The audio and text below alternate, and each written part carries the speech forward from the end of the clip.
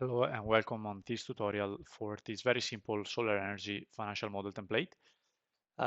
You will see a disclaimer, color coding that shows you how you should interpret every color in the sets that you will see in the model, and then just three very simple tabs. The first one is the dashboard, where you can see on the left hand side all the model inputs that you can modify in order to change basically the model. Model timing, so when it should start, when the construction should start, when the construction finishes, and when operation starts and finishes. And then generation and tariffs, so installed capacity in megawatts, the specific yield, the performance ratio, grid curtailment, annual degradation, and so on.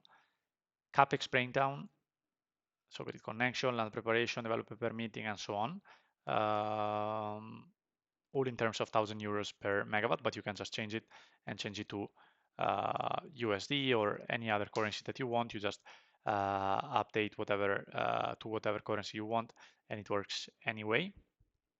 Then OPEX and taxes, so land needed, land lease rate, operational maintenance, and so on, capital structure, and finally valuation with the project discount rate and equity discount rate.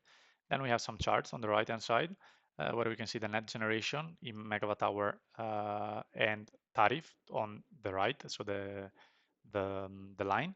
Then revenue and EBITDA, debt payment, project and equity cash flow. And then if you scroll a little bit more to the right, you can see error checks here. So it says okay, so no errors in the model. And then the sensitivity analysis, so key returns and sensitivity analysis.